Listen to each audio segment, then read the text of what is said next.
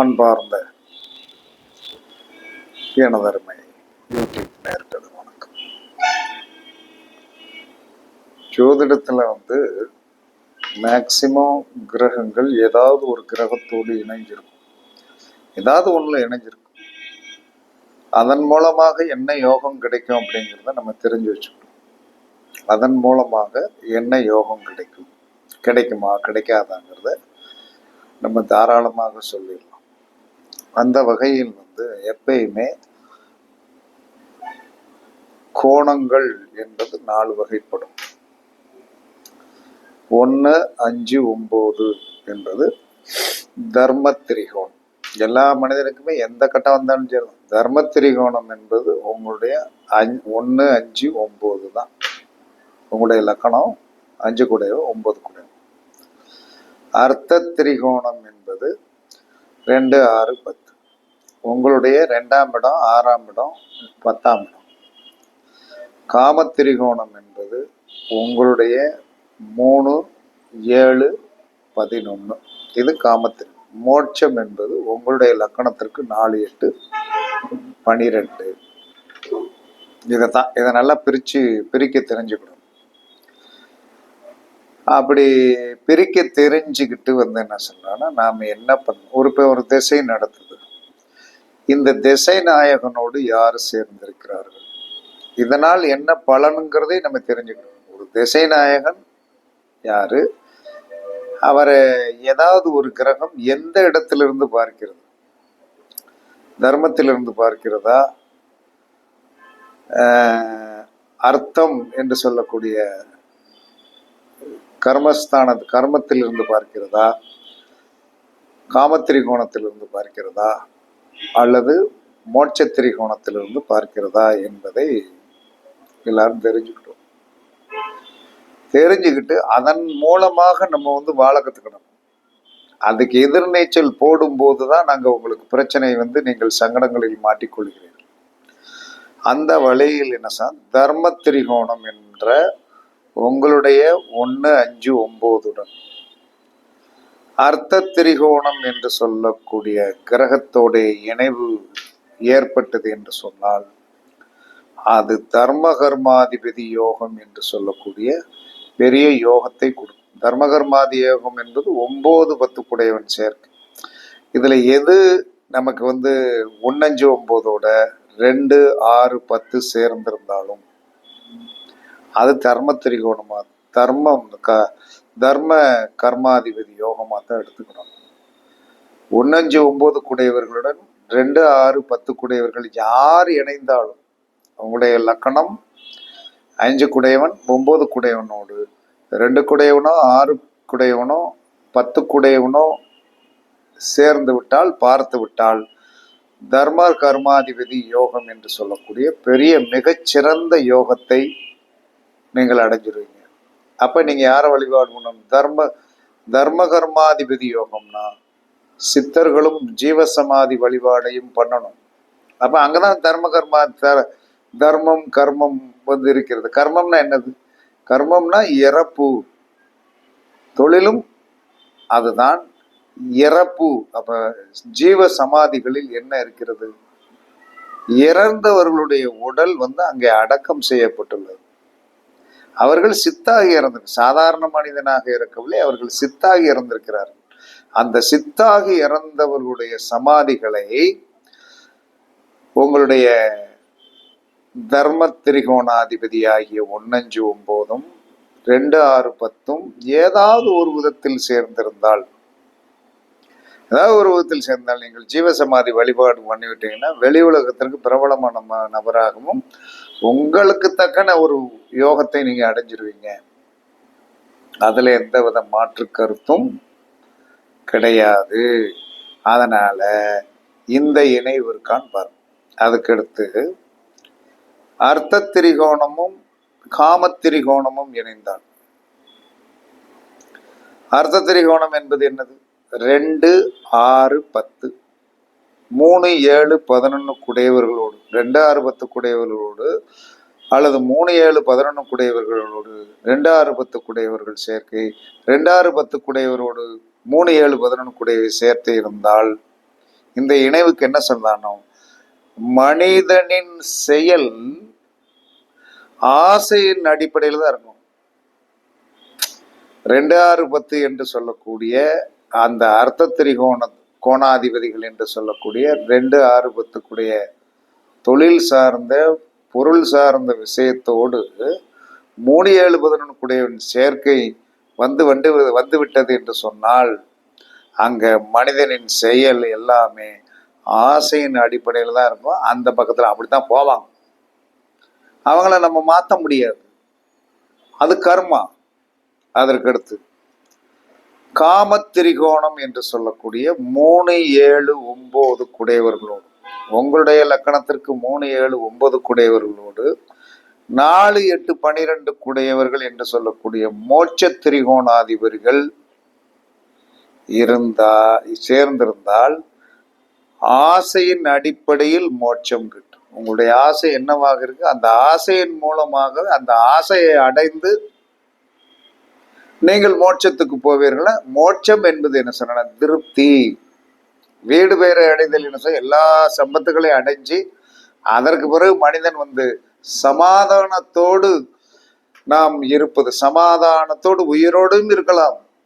வயதாகிவிட்டால் ஒரு ஆத்ம திருப்தியோடு இறக்கலாம். இதுதான் 4 8 12. இந்த 4 8 12 குடையவர்களோடு 3 7 11 குடையவர்கள் இணைந்து விட்டார்கள் என்று சொன்னால் ஆசையின் அடிப்படையில் மோட்சம் கண்டிப்பாக கிட்டிரும். இது ஒரு கணக்கு. தர்ம திரிகோணமும் 1 5 9 3 7 11 ஒரு மனிதனுக்கு சேர்ந்து விட்டால், உங்களுடைய 1 5 9 குடையவர்களோடு காமத்திரிகோணம் என்று சொல்லக்கூடிய 3 7 11 குடையவர் சேர்க்கை அல்லது பார்வை என்ன சொல்றான்னா, ஆசை என்பது எப்படி இருக்கணும்னா தர்மத்தின் அடிப்படையில் தான் இருக்கணும். ஆசை என்பது தர்மத்தின் அடிப்படையில் இருந்தால் இவர்களுக்கு வெற்றி கிடைக்கும், இல்லைன்னா வெற்றி கிடைக்காது. அப்ப ஒவ்வொன்றுக்கும் என்ன சொல்றான்னா இந்த கணக்குகளின் படிதான் இன்று வரை ஜோதிடம் ஓடிக்கொண்டிருக்கிறது. இப்போ ஒரு திசை ஓடுகிறது.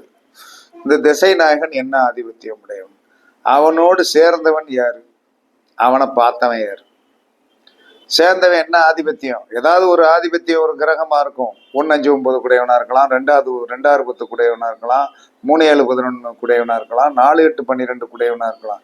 யாரோ ஒரு ஆதிபத்தியம் உடையவர் ஏதோ நம்மளுடைய நடக்கக்கூடிய திசையோடு சேர்ந்திருந்தால்